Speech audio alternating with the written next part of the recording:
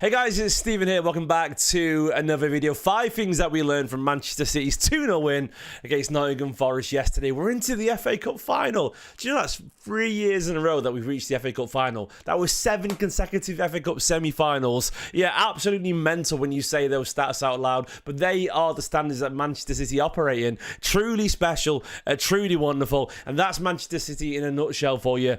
We have standards very different to everyone else. It hasn't been a great season yet. Look where we are. Ridiculous stuff. Manchester City being absolutely wonderful as always to reach another cup final. I'm not going to say it was perfect. It isn't. And we'll talk about that. I'm definitely thrown off, by the way, by a sort of false start to this, which I'll probably cut now. So I'm trying to get my act back together again. It's confused me with the chat just sending me left, right and centre. But we are here. Everything is good. Everything is wonderful. We're going to talk about what we learned from the game. Obviously, it's not a thorough sort of breakdown. That is on my match reaction from yesterday. It was just 5 things that I personally wanted to talk about. As you noticed as well, I am sponsored by the wonderful people over at OneFootball yet again. Long-term viewers will know that I used to work with them an awful long time ago, a couple of years ago, and I'm delighted to be back in the beautiful hands of OneFootball. It's genuinely my favourite app, football app on the market. Download OneFootball now to get all your Manchester City news. As you can see there, you've got the news, the matches, the stats from the season. If you want to go find out who had the most passes yesterday, who had the most chances, the most touches in the area, that kind of thing, or get all the latest transfer news,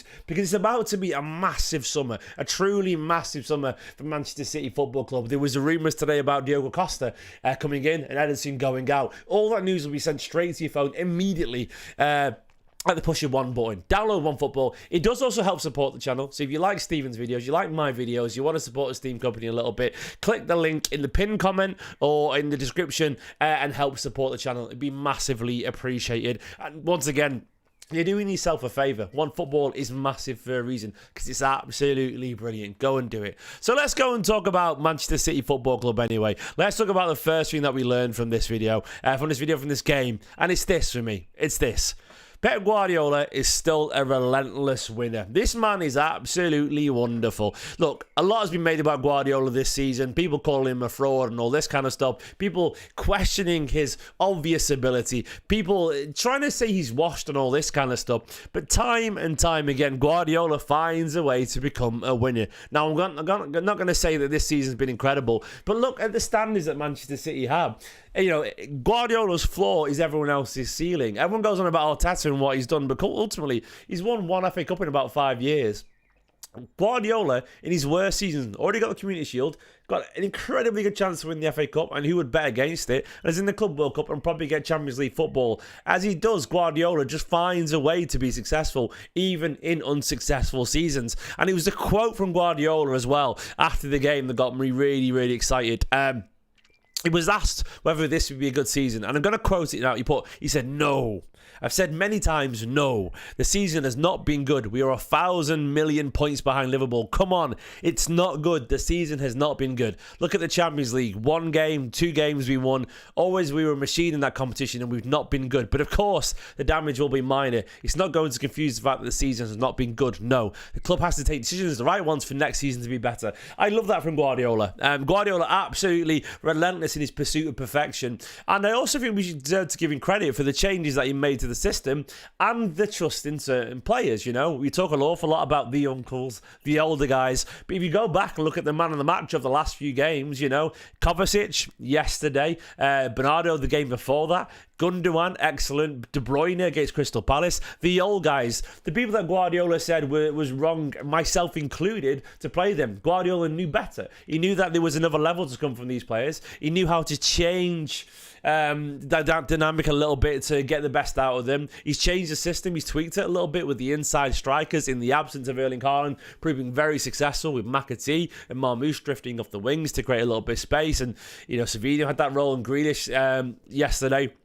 Rico Lewis was a great decision to go further forward, and it worked. He was relentless. He was aggressive. He scored his goal, and of course, the way that he noticed Nico Riley could be a left back and put Mateo at right back. These are all inspired tactical decisions, and you can turn around and go, "Oh, he should have done it," but they're massively bold decisions. You know, to play a 19-year-old attacking midfielder at left back, and to play Nunes there at right back and do all that kind of stuff, and also, reinvent the system to sort of have a free defensive midfielder pivot to let the attackers go forward.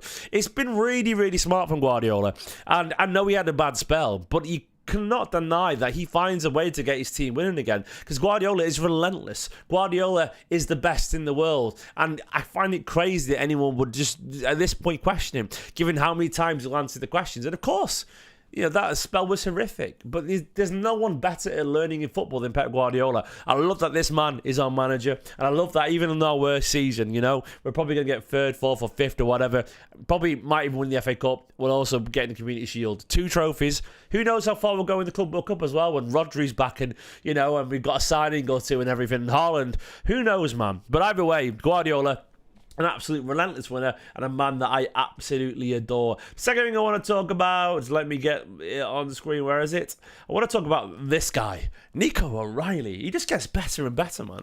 Like, Nico Riley, yesterday I thought was absolutely excellent. He's just a Rolls Royce of a footballer, isn't he? Like, the bit that most impressed me yesterday was when he was chasing down Anthony Elanga, a fresh Anthony Elanga, by the way. A guy came off the bench full of energy at Wembley trying to make a difference, and he matched him stride for stride. It was brilliant. And he got a yellow card pulling him back, but it was a smart yellow card as well. But I looked at his stats yesterday.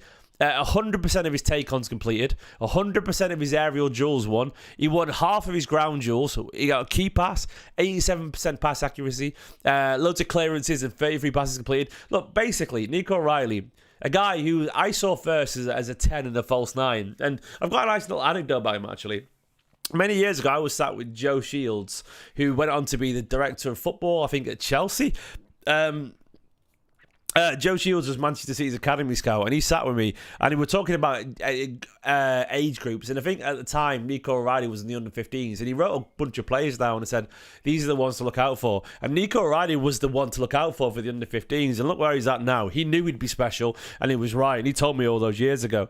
But anyway, Nico Riley, look, this guy's got absolutely everything to his game. I mean, there was nothing he can't do. The times, actually, you might laugh at this, but it reminds me of Paul Pogba. That little pirouette he did when he did a Zidane turn and then tried it from distance. If that had gone in, it would have been absolutely mesmeric. The way he tried to drift past people in the area from about 7 yards out, he's just so good.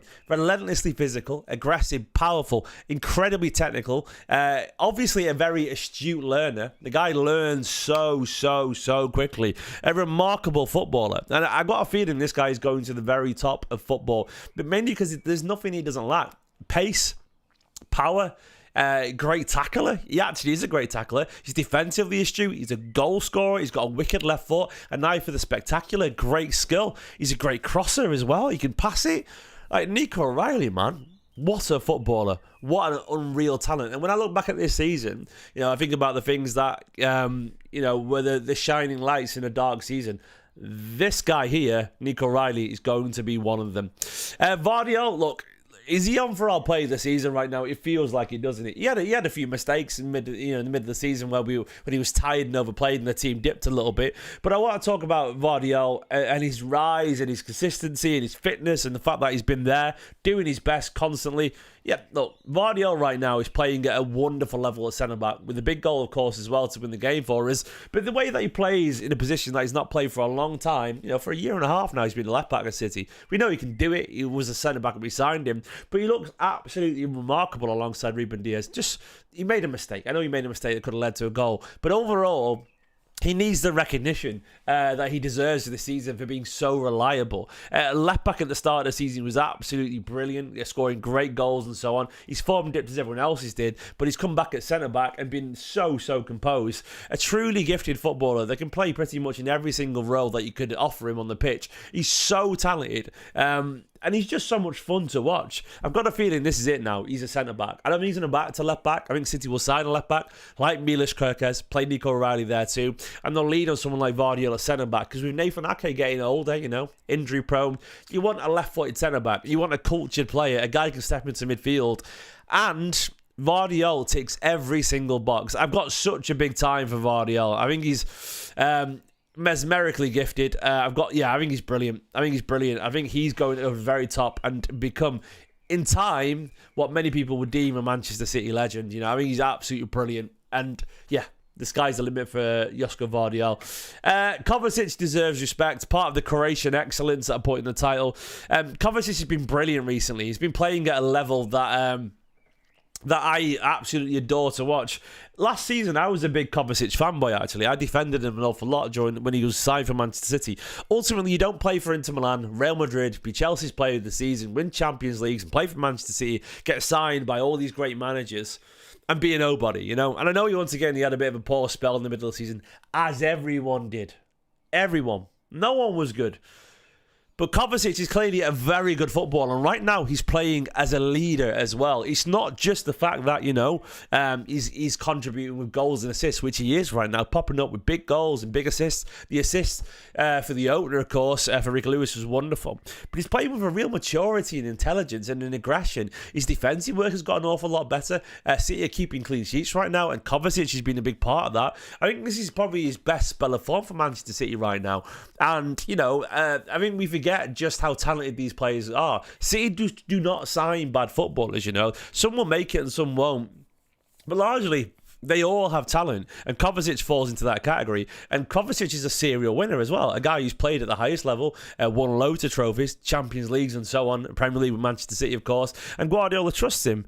And right now, look, he has those bozo moments occasionally in his career, but he's playing with a real intelligence right now, and a real maturity. This City side is crying out for leadership, it's crying out for composure, and that's what he's got, you know, that's what he's got right now. And Kovacic, he deserves our respect. There's been a lot of criticism from myself as well at times. I'll hold my hand up and admit that, but I can also admit that Kovacic deserves, you know, apologies and thanks for his contribution, because when this City side, you know, was struggling, he struggled a little bit, but when we come back to ourselves, Kovacic has been a massive part of that driving force, and he's been so good. And when the dust settles in this season, and maybe we have the FA Cup along with the Community Shield, and, you know, we get Champions League football, I think we have to give Kovacic a big part of that credit. The final thing I want to talk about is that City, in my opinion, are back to themselves. And I was going to talk about Rico Lewis separately, by the way, but I'll encompass in this, because I think Rico Lewis and Nunes there are a big part of this topic anyway.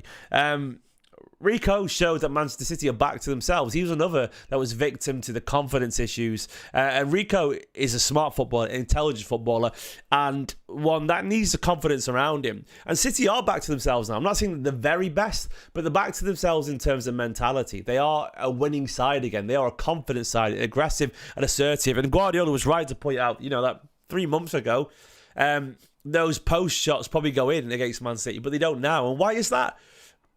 A little bit of luck, of course, but you make your own luck to an extent. You know, teams, when you win a lot, teams fear you. They don't quite strike the ball as well. They don't take the chances. And you get the luck. I don't know what it is. It'll be psychological. It always is, you know.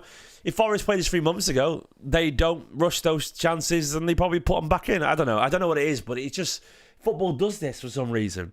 And City right now are looking back, you know, like a team that are consistent. Everywhere on the pitch there are players contributing, be it Nunes, be it Rico Lewis, be it Nico Riley, be it Kovacic, be it Bernardo Silva finding his form, Gundogan finding his form, Doku off the bench, you know, Marmoush and Mateo are involved as wide strikers. De Bruyne has found some decent form. Basically, City look like winners again. They're playing like winners. Is it fluid? Is it perfect? Absolutely not. No, we will get better, I'm sure, with time. But do we look like a team that is coherent, that believe in themselves again? Yes, we truly do.